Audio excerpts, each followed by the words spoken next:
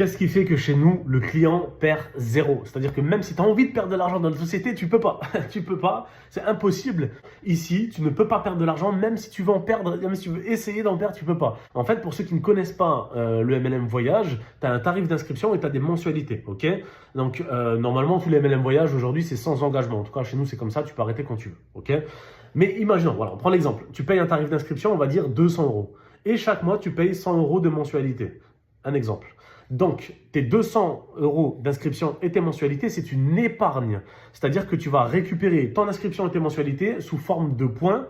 Et pour t'expliquer, un point, c'est 1 dollar. Donc, si tu mets 200 euros, 200 dollars d'inscription, tu récupères 200 points, donc 200 dollars pour voyager. Si tu mets 100 dollars par mois de mensualité, bah, c'est 100 points que tu récupères, donc 100 dollars à déduire de tes prochains séjours. Ok? Jusque-là, rien de compliqué. Sauf qu'il y a plusieurs différences qui jouent. La première, c'est que chez nous, comparé à l'époque, ton inscription, tu reçois plus que ce que tu mets. C'est-à-dire, imaginons, tu mets 200 euros, bah, tu récupères 350 euros pour voyager. Alors qu'à l'époque, tu mettais 200 euros, tu récupérais 200 points. Ici, ton tarif d'inscription te permet de gagner plus d'argent. Ok? Première chose. La deuxième, c'est au niveau des mensualités. Ce que tu vas payer mensuellement, à l'époque, tu mettais 100 dollars par mois, tu récupérais 100 points. Ici, tu mets 100 dollars par mois, tu récupères 200 points parce que c'est doublé. C'est doublé. Les autres points, c'est la société qui te les offre. Tiens, Kylian, pars en voyage, je t'offre des points. Vous voyez ce que je veux dire? Donc, les points sont doublés, stratosphériques.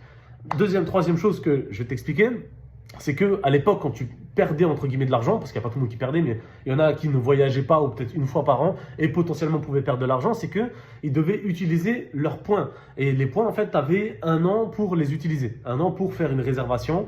Donc tu pouvais réserver, en fait, la durée des points, c'était 1 an. Donc tu pouvais réserver 11 mois, au bout d'11 mois, juste avant que ça se termine, pour un voyage, genre 8 mois après, tu vois. Mais il fallait absolument réserver dans les 12 mois qui suivaient, le jour où tu recevais tes points. Ok?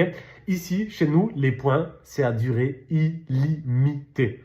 C'est-à-dire que tu ne peux pas perdre d'argent. Tu ne peux pas. Parce que tes points, ils sont là, ils sont sur ton compte. Et tant que tu n'as pas voyagé, bah, tes points sont toujours sur ton compte. Il n'y a pas de ah, t'as 1 an, ah, t'as 6 mois, ah, t'as 3 ans, ah, t'as 2 ans. Non, c'est à durée illimitée. C'est-à-dire que tu utilises tes points quand tu veux. Donc tu ne peux pas perdre d'argent en fait. Parce que tu pars en vacances quand tu veux et tu déduis tes points quand tu veux en fait. Et ça, c'est extrêmement puissant. Donc, première chose, c'est que les points sont doublés.